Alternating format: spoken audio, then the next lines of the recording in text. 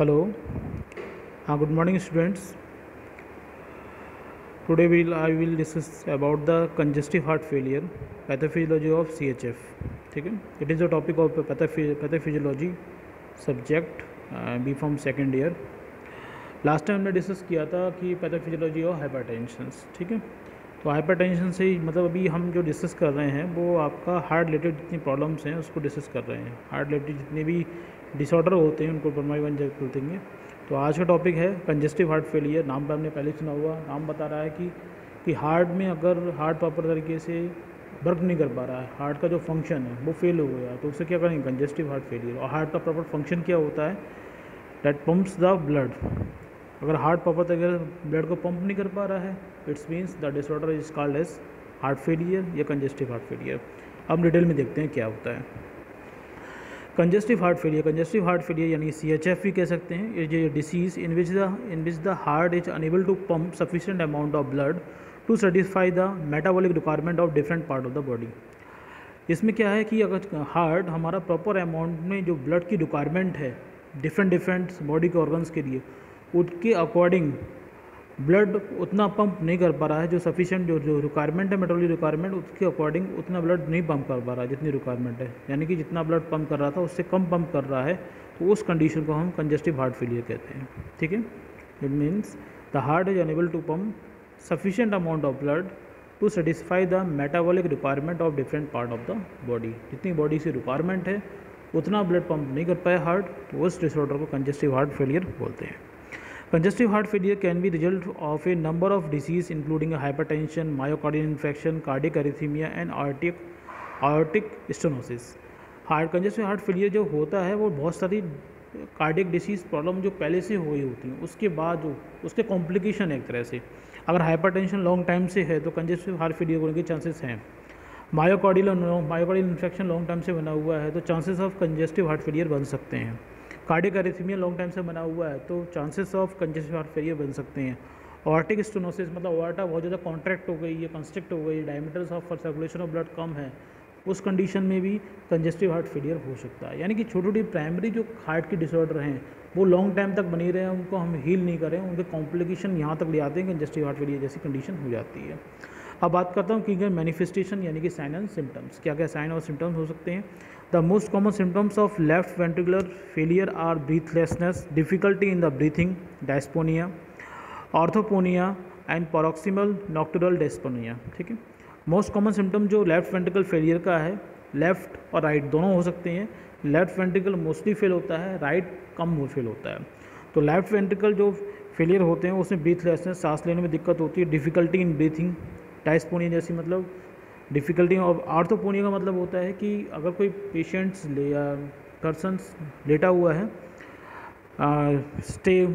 लेटा हुआ है और उसको इतनी ब्रीथिंग प्रॉब्लम होगी कि उसे बैठना पड़ेगा और बैठने के बाद में उसको कुछ आराम मिल पाता है। ठीक है, और दूसरा आपका ये paroxysmal nocturnal dyspnoea, it is also related to the orthopnoea, but difference क्या है कि इस कंडीशन में पेशेंट क्या होता है, अगर लेटा होगा तो उसको इतनी ब्रीथिंग प्रॉब्लम होगी कि उसे चलना फिरना पड़ जाएगा, जाग जाएगा, रात में उठ के बैठ जाएगा और चलना फिरना पड़ जाएगा।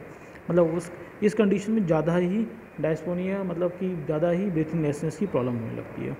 Other symptoms are a haemoptysis, necrosis, confusion, fatigue, increase heart rate, nocturia, confusion होगा, फेटिगी थकान होती है, increase the heart rate and cracking sound in lungs and sometime chest pain. ये सब चीज़ें और भी हो सकती हैं during the congestive heart failure. लेकिन ऑडिमा एब्डोमिनल पेन, ऑडिमा है और एब्डोमिनल पेन है, ऑडिमा अलग चीज़ है, एब्डोमिनल पेन अलग है। पेन में be present particularly in the case of right ventricular failure. जब राइट वेंट्रिकुलर फेलियर होगा तो दो कंडीशन मेजॉरिटी होती हैं, ऑडिमा की और एब्डोमिनल पेन की। ये थोड़ा सा गलती हो गई है, ऑडिमा अलग है, ऑडिमा एंड एब्डोमिनल पेन होगा, यहाँ पे एंड नहीं होगा, मिस प्रिंटिंग है, थोड़ा सा देख लेना। ऑडिमा की कंडीशन बन जाएगी, यानी लंग्स में फ्लूइड ज़्यादा क्वांटिटी में बढ़ सकता है, और एब्डोमिनल पेन की ऐसी कंडीशन भी बन सकती है in case of right ventricular failure.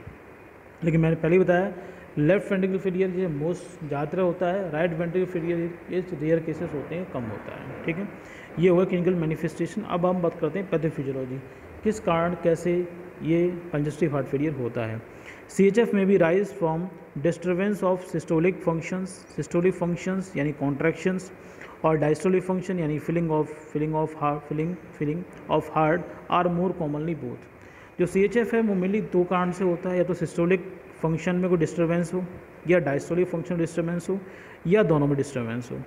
Systolic function मैं पहली बार बता चुका हूँ, यानी कि सिस्टोलिक यानी कि हार्ट का कॉन्ट्रैक्ट होना, हार्ट की कॉन्ट्रैक्शन फेज जिससे ब्लड जो हार्ट से आउटपुट हो रहा हो।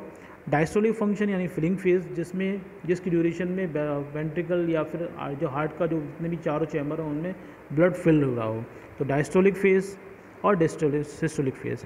तो अगर दोनों में क्या है तो सिस्टोलिक फंक्शन में डिस्टर्बेंस हो रहा है तो भी CHF होने के चांसेस हैं, डायस्टोलिक फंक्शन में डिस्टर्बेंस हो रहा है तो भी हो रहा है, और कॉमनली दोनों में हो रहा है तो भी होने के चांसेस बन जाते हैं। हार्ट फेलियर में भी primary due to the systolic dysfunction और डायस्टोलिक फंक्शंस। और हार्ट फेलियर अगर देखा जाए तो ये आपके दोनों ही के कारण होता है। पहले हम 1 बाय 1 डिस्कस करेंगे सिस्टोलिक डायफंक्शन क्या है, डायस्टोलिक फंक्शन क्या है। Systolic dysfunctions, the ventricle are dilated and unable to develop a sufficient wall tension to eject adequate quantity of the blood. अब इस कंडीशन में क्या है, जो वेंट्रिकल है वो इतने डायलेटेड हो गए हैं, इतने ज़्यादा डायलेट हो गए हैं, इतने ज़्यादा रिलैक्स हो गए हैं कि उसमें जो ब्लड जो फिल हुआ है उसको प्रॉपर अमाउंट में develop sufficient wall tension to eject quantity of blood.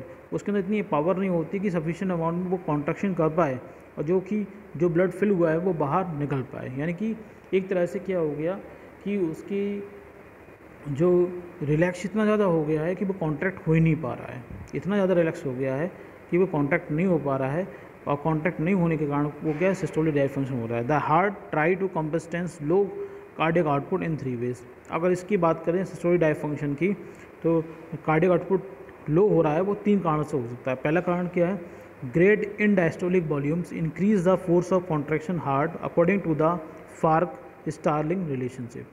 और फ्रैंक स्टार्लिंग रिलेशनशिप की बात करें तो जो हमारे हार्ट के अंदर ज़्यादा अमाउंट में एंड डायस्टोलिक वॉल्यूम होगा। एंड डायस्टोलिक मतलब क्या है, डायस्टोलिक फेज ख़त्म होने के बाद में, डायस्टोलिक फेज यानी कि क्या हुआ, वेंट्रिकल पूरा रिलैक्स हुआ। डायस्टोलिक फेज जब ख़त्म होगी तो उसके बाद में जितना ब्लड भरेगा वो इंक्रीज़ हो जाएगा, तो उसकी वजह से क्या होगा, फोर्स ऑफ कॉन्ट्रैक्शन भी बढ़ जाता है। किसकी वजह से, क्योंकि एक रिलेशनशिप, एक थ्योरी दी गई थी फ्रैंक स्टार्लिंग रिलेशनशिप, उसके अकॉर्डिंग जितना ब्लड का अमाउंट ज़्यादा होगा उतना ही ब्लड हार्ट ज़्यादा कॉन्ट्रैक्शन करेगा। According to the Frank Starling ventricular performance is relationship is that degree of myocardial stretching. मतलब क्या है, जो हार्ट की वेंट्रिकुलर परफॉर्मेंस है वो डिपेंड करती है डिग्री ऑफ मायोकार्डियल स्ट्रेचिंग की। मायोकार्डियल जितना स्ट्रेच करेगा उतना वेंट्रिकल क्या होगा, वेंट्रिकली हार्ट वो उतना पंप करने की कोशिश करेगा। अब the greater sympathetic stimulation and catecholamine release increase the both rate and force of contraction. दूसरा कारण ये भी हो सकता है कि सिंपैथेटिक स्टिमुलेशन हो जाए और सिंपैथेटिक स्टिमुलेशन में कैटेकोलामाइन का रिलीज हो जाए। कैटेकोलामाइन मैं पहले बता चुका हूँ, एड्रेनलिन है, नॉरएड्रेनलिन है, इन सब का रिलीज़ बहुत ज़्यादा बढ़ जाए, और दोनों ही क्या करते हैं, फोर्स ऑफ कॉन्ट्रैक्शन को भी बढ़ाते हैं और हार्ट रेट को भी इंक्रीज करते हैं। दोनों कंडीशन ज़्यादा बनी रहेंगी तो जो फोर्स ऑफ कॉन्ट्रैक्शन ज़्यादा हो रहा है, रेट ऑफ ज़्यादा बढ़ रहा है, दोनों कंडीशन ये भी कंडीशन हो। अब इन दोनों कंडीशन की वजह से हुआ क्या, due to the above factor ventricular myocardium undergo hypertrophy. जिन दोनों फैक्टर की वजह से क्या होता है, ऊपर वाले फैक्टर दो, पहला क्या वो फैक्टर होगा कि डायस्टोलिक वॉल्यूम ज़्यादा बढ़ रहा है, तो इस फ्रैंक स्टार्लिंग रिलेशन के अकॉर्डिंग क्या है, फोर्स ऑफ कॉन्ट्रैक्शन भी ज़्यादा बढ़ना चाहिए। दूसरी कंडीशन क्या है कि सिंपैथेटिक स्टिमुलेशन हो रहा है जिससे कैटेकोलामाइन रिलीज हो रहा है और फोर्स ऑफ कॉन्ट्रैक्शन रेट दोनों बढ़ रही है। यानी कि दोनों में क्या हो रहा है, फर्स्ट में क्या हो रहा है, फोर्स ऑफ कॉन्ट्रैक्शन ज़्यादा बढ़ रहा है, दूसरे में क्या rate and force of contraction दोनों बढ़ रहा है। अब दोनों को बढ़ने के लिए प्रेशर पर से पड़ रहा है, हार्ट की सेल्स पे पड़ रहा है। ड्यू टू एबव फैक्टर, दोनों ऊपर वाले फैक्टर की वजह से क्या हुआ, ventricular myocardium undergo hypertrophy. Ventricular myocardium में क्या होता है, हाइपरट्रॉफी हो जाती है, और हाइपरट्रॉफी की वजह से क्या होगा, ventricular volume increase in order to accumulate the residual. ठीक है, जिसकी वजह से क्या होता है, वेंट्रिकुलर वॉल्यूम जो एंड डायस्टोलिक वॉल्यूम होता है, वेंट्रिकुलर वॉल्यूम होता है लास्ट में जो बचता है, वो कंटिन्यू ज़्यादा बढ़ता जाता है और प्रॉपर अमाउंट को उतना पंप नहीं कर पाता है। ठीक है, अब बात करते हैं हम डायस्टोलिक फंक्शन की बात करें तो पहले हम यहाँ देखें तो सिस्टोलिक फंक्शन में क्या हुआ। Systolic function